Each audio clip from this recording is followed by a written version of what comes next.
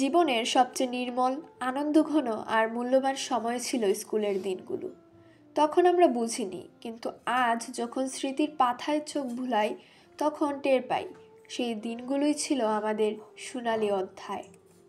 সকালবেলা ঘুম থেকে উঠে স্কুলের ইউনিফর্ম পরার যুদ্ধ, ব্যাগ গুছিয়ে নাস্তা গেলার তাড়া, আর স্কুল বাস ধরার জন্য দৌড়ানো, সব কিছুই ছিল এক রুটিন।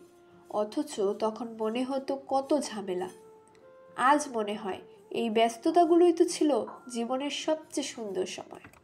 প্রিয় শিক্ষকদের বকাঝকা, যারা শাসন করতেন আবার চোখের আড়ালে হাসতেন, আজ বুঝি তাদের ভালোবাসার ভাষা ছিল অন্যরকম। প্রথম বেঞ্চের ছাত্রছাত্রীদের চোখ ছিল বইয়ে, আর পেছনের বেঞ্চে চলতো গল্প, ফাজলামি। কেউ কেউ ক্লাসের মাঝে ঘুমিয়ে পড়তো, আর কেউ পকেটে করে বিস্কুট এনে লুকিয়ে খেত। শিক্ষকের একজারি শুনলেই সবাই চুপ মেরে যেত, কিন্তু একটু পরেই আবার শুরু এক হাসির ঝড়। নিজের খাবার যতই ভালো হোক না কেন, অন্যের খাবারের প্রতি লোভটা কখনোই কমতো না।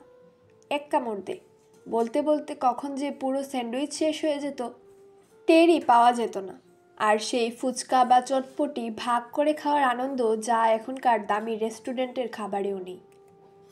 প্রিয় বন্ধুর সাথে ছোটোখাটো ঝগড়া, রাগ করে কথা না বলা, আবার একটু পরেই সব ভুলে একসাথে লুডো বা ক্যারাম খেলা।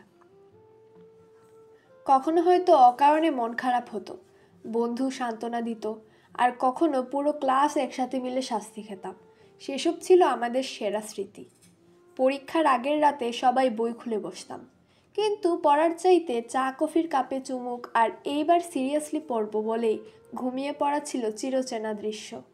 আর পরীক্ষার হলে ঢুকে এই উত্তরটা কে জানে ফিসফিস করাও যেন এক অদ্ভুত আনন্দের অংশ ছিল। সারা বছর স্কুলকে বিরক্তিকর মনে হলেও বিদায়ের দিনটা এলো যখন, তখন সবাই বুঝলো এই স্কুল, এই বন্ধুত্ব, এই স্মৃতিগুলোই ছিল জীবনের সবচেয়ে দামি সম্পদ।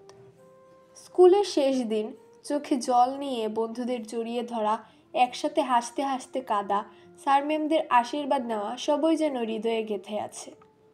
আজ হয়তো আমরা সবাই নিজেদের জীবনে ব্যস্ত, কিন্তু স্কুলের সেই দিনগুলো স্মৃতির পাতায় ঠিকই উজ্জ্বল হয়ে থাকে।